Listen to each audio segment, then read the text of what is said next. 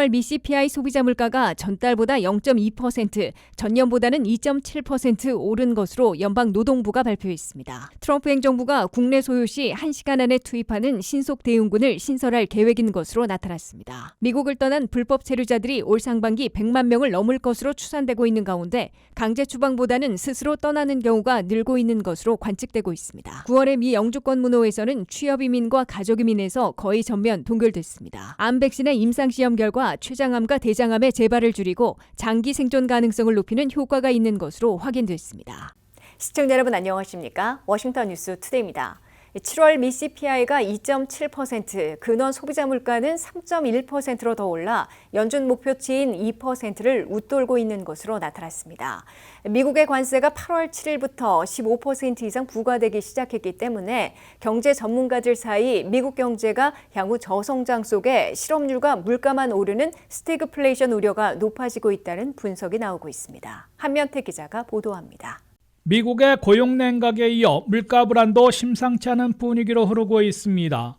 미국의 7월 CPI 소비자 물가는 전달보다 0.2%, 전년보다는 2.7% 오른 것으로 연방노동부가 발표했습니다. 이는 전달의 2.7%와 같은 수준이지만 아직 관세 여파가 본격 미치기 직전인데도 연준 목표인 2%를 훨씬 웃돌고 있는 겁니다. 특히 변동이 심한 식품과 에너지 가격을 제외한 7월의 코어 CPI, 즉 근원 소비자 물가는 전달보다는 0.3%, 전년보다는 3.1%나 더 올라 악화된 것으로 나타났습니다. 코어 CPI는 6월에 2.9%에서 7월에는 결국 3.1%로 더 올라간 것이어서 물가 불안이 심상치 않다는 우려를 낳고 있습니다. 더욱이 7월의 CPI는 보편 관세 10%로 수입업자나 사업주들이 대다수 가격 인상으로 전가하지 않았다는 점에서 관세 여파가 본격 반영되지는 않은 것으로 분석되고 있어 8월부터 더 악화될 것으로 우려되고 있습니다. 트럼프 관세가 그동안 보편 관세 10%였기 때문에 수입업자들과 미국 업체들이 가격 인상을 차지하고 수익 감소로 감내해와 물가 불안에는 큰 여파를 미치지 않은 것으로 해석되고 있습니다. 하지만 8월 7일부터 한국과 일본, 유럽연합 등 협상을 타결한 주요 교역 국가들의 세 관세율이 최소 15%로 올라갔기 때문에 8월부터는 관세 파장이 본격 반영될 것으로 예고되고 있습니다. 미국의 수입업자들과 업체들의 다수는 보편 관세 10%였을 때에는 소비자들에게 가격 인상으로 전가하는 대신에 수익을 줄이는 것으로 대응할 수 있었으나 15% 이상의 세관세에서는 가격 인상 이외에는 더 이상 버틸 수 없다고 토로하고 있습니다.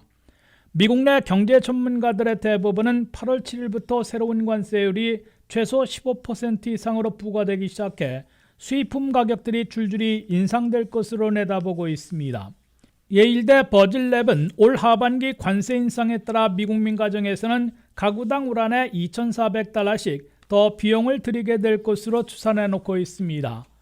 트럼프 대통령이 관세 수입으로 미국민 납세 가구당 $1,000 안팎을 배당금으로 지급한다고 해도 다수의 미국민 가정은 생활비가 더 들어 어려워질 것으로 경고받고 있습니다.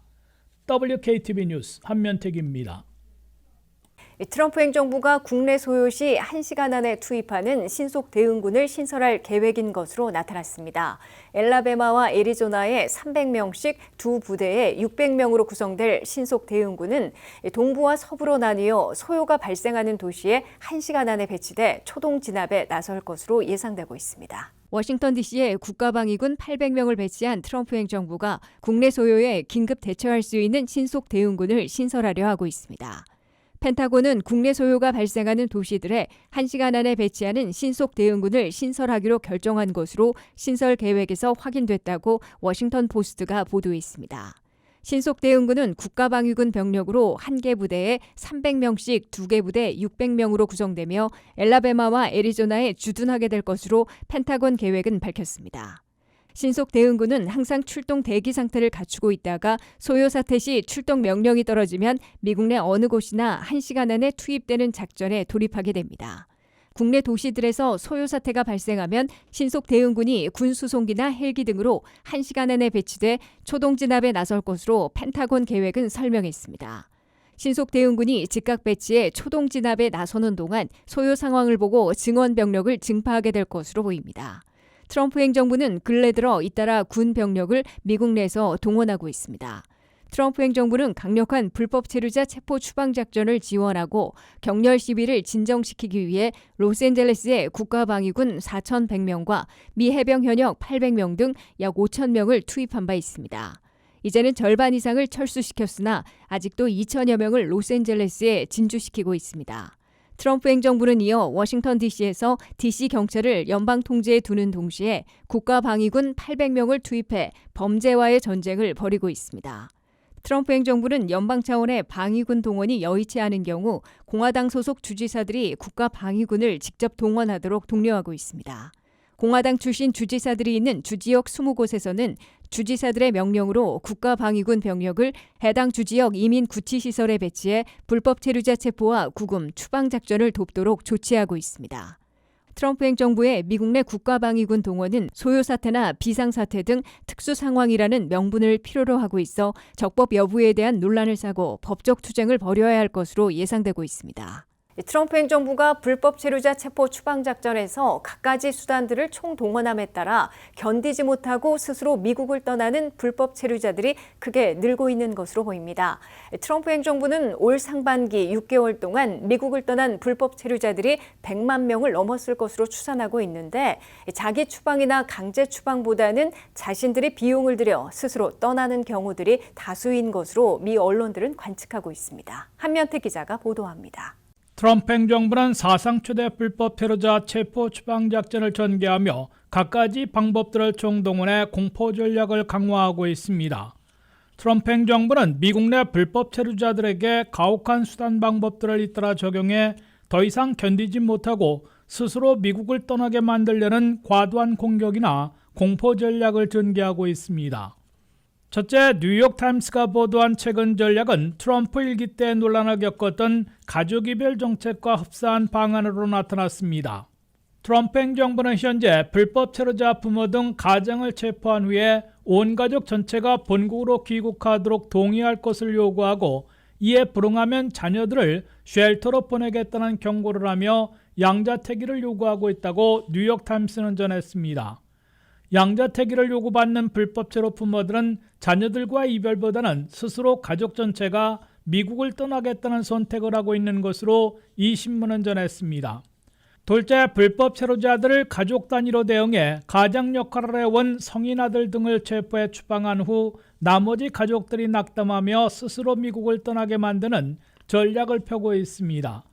최근 들어 가족의 생계를 책임져온 아들이나 가장이 추방된 사실을 알게 된 나머지 가족들이 낙담하고 스스로 본국행을 선택하는 사례들이 크게 늘고 있는 것으로 나타났습니다. 셋째, 트럼프 행정부는 10년 이상 보호해온 다카 수혜자들 53만 명에게도 더 이상 구제는 어렵다는 메시지를 보내며 작은 실수라도 체포 구금되고 다카 신분을 박탈당하고 추방될 수 있다고 경고하고 있습니다. 트럼프 행정부는 출범 6개월 만에 불법 체류자 100만 명 이상 미국을 떠난 것으로 추산하고 있습니다. 100만 명 중에는 ICE 이민 단속에서 체포돼 구금되고 있다가 추방당한 외국인들이 25만여 명에 달하고 있는 것으로 국토안보부는 시사하고 있습니다. 이어 대대적인 캠페인을 벌이고 있는 CBP 홈앱을 통한 자기 추방, 자진 출국을 선택해 무료 항공권과 $1,000의 출국 보너스를 받으며 미국을 떠나는 외국인들도 수만 명 생기고 있는 것으로 국토안보부는 밝히고 있습니다. 그러나 자기 추방, 자진 출국은 연방당국을 여전히 믿지 못하고 있어 신고한 후 무료 항공편으로 미국을 떠나고 출국 보너스 $1,000까지 받는 경우는 생각보다 그리 많지 않은 것으로 미 언론들은 지적하고 있습니다. 대다수는 미국에서의 불법 체류자 생활을 더 이상 견디기 어려워 미 당국의 신고나 도움 없이 자기 비용을 쓰면서 스스로 미국을 떠나는 사례가 훨씬 더 많은 것으로 미 언론들은 추산하고 있습니다. WKTV 뉴스 한면택입니다. 올 회계연도의 마지막인 9월의 영주권 문호에서는 취업이민과 가족이민에서 거의 전면 동결됐습니다. 가족이민 EA 순위의 접수 가능일만 2개월 진전됐을 뿐 다른 모든 범주에선 제자리에서 멈췄습니다. 안혜린 기자의 보도입니다. 올 회계연도를 마무리하는 9월 영주권 문호에선 역시 거의 한 발자국도 나아가지 못해 새로운 회계연도가 시작되는 10월에나 진전을 기대할 수밖에 없어졌습니다. 국무부가 12일 발표한 2025 회계연도의 마지막인 9월의 비자 불러틴에 따르면 취업이민과 가족이민에서 최종 승인일이나 접수 가능일이 거의 전달과 같은 날짜에서 전면 동결됐습니다. 취업이민에서 박사급이 신청하는 1순위의 승인일과 접수 가능일은 연속 오픈됐습니다. 이에 비해 석사 이상 고학력자들이 신청하는 취업이민 2순위의 최종 승인일은 전달에 후퇴했던 2023년 9월 1일에서 멈췄고 접수 가능일은 2023년 11월 15일에서 동결됐습니다. 취업이민 3순위 학사학위 이상과 숙련직에서는 최종 승인일이 2023년 4월 1일, 접수 가능일은 2023년 5월 1일로 연속 제자리했습니다. 취업이민 3순위 비숙련직의 경우 최종 승인일이 2021년 7월 8일, 접수 가능일은 2021년 7월 22일에서 계속 멈췄습니다. 취업이민 4순위 종교이민의 비성직자는 승인일은 여전히 유비자 불능 일시중지로 고지됐고 그나마 접수 가능일은 2021년 2월 1일에서 동결됐습니다. 취업이민 5순위 투자이민은 승인일과 접수일이 모두 계속 오픈됐습니다. 가족이민에선 EA 순위의 접수 가능일만 유일하게 2개월 전진됐을 뿐 다른 범주의 최종 승인일과 접수 가능일이 모두 멈췄습니다. 미 시민권자의 21세 이상 성년 미혼 자녀들이 대상인 가족이민 1순위는 최종 승인일이 2016년 7월 15일, 접수 가능일은 2017년 9월 1일에서 동시에 제자리했습니다. 영주권자의 배우자와 미성년 자녀들이 대상인 EA 순위의 최종 승인일은 2022년 9월 1일에서 동결된 반면 접수 가능일은 2025년 6월 1일로 2개월 개선됐습니다. 영주권자의 성년 미혼 자녀인 2순위 B는 승인일이 2016년 10월 15일, 접수일은 2017년 1월 1일에서 동결됐습니다. 시민권자의 기혼 자녀인 3순위는 승인일이 2011년 8월 1일, 접수 가능일은 2012년 7월 22일에서 동시 제자리했습니다. 시민권자의 형제 자매 초청인 4순위는 최종 승인일이 2008년 1월 1일로 동결된 데 비해 접수일은 2009년 1월 1일로 4개월 진전됐습니다. 2026 회계연도가 시작되는 10월의 영주권 문호에서는 새로운 연간 쿼터가 적용되기 때문에 다소 진전을 보일 것으로 예상되고 있습니다. WKTV 뉴스 안혜린입니다. 췌장암과 결장암은 항암 치료 후에도 재발률이 높고 예후가 나쁜 암으로 꼽히고 있는데요. 캘리포니아대 연구진이 암세포의 특정 돌연 변이를 겨냥한 백신을 개발해 임상시험에서 재발과 사망 위험을 크게 줄이는 성과를 거뒀습니다. 백신으로 암을 치료하는 시대가 한 걸음 더 다가왔다는 평가를 받고 있습니다. 안혜린 기자의 보도입니다. 췌장암과 결장암 두 질환 모두 치료가 까다롭고 재발률이 높은 암으로 알려져 있습니다. 그런데 최근 이들 암의 재발과 사망 위험을 크게 낮출 수 있는 백신이 임상시험에서 긍정적인 결과를 내놨습니다. 로스앤젤레스 캘리포니아대 연구팀이 개발한 LE002-2P라는 암 백신은 암의 주요 원인 중 하나로 꼽히는 KRAS 유전자 돌연 변이를 겨냥합니다. 췌장암 환자의 약 93%, 결장암 환자의 절반이 이 변이를 갖고 있는데 이번 백신은 이를 표적으로 면역세포를 훈련시켜 암세포를 찾아 공격하게 만드는 방식입니다. 특히 이 백신은 환자 맞춤형이 아니라 미리 대량 생산해 바로 사용할 수 있다는 점이 특징입니다. 또 면역 반응이 잘 일어나는 림프절까지 백신 성분을 효과적으로 전달하도록 설계됐습니다. 임상 일상시험에서는 표준 치료를 마쳤지만 혈액에서 여전히 암 흔적이 남아있는 환자 25명이 참여했습니다. 약 20개월 동안의 관찰 결과 환자의 68%에서 강한 면역 반응이 나타났고 이 반응이 강할수록 암 재발 없이 지내는 기간과 전체 생존 기간이 길었습니다. 특히 면역 반응이 크게 향상된 그룹은 암 재발 위험이 88%, 사망 위험이 77%나 줄었으며 연구 기간 동안 중환값 생존 기간에 도달하지 않을 정도로 좋은 성과를 보였습니다. 반면 면역 반응이 약한 그룹은 재발 없는 생존 기간이 평균 3개월에 불과했습니다. 또한 흥미롭게도 이 백신은 원래 표적으로 삼은 변이 유전자뿐만 아니라 다른 암 관련 단백질에도 면역 반응을 확장시키는 면역 확산 현상이 관찰됐습니다. 연구진은 이를 통해 환자의 다른 종양에도 대응할 가능성을 기대하고 있습니다. 이번 결과는 암 치료에서 백신이라는 대중적인 접근이 대량 생산으로 가능하다는 것을 보여주고 있습니다.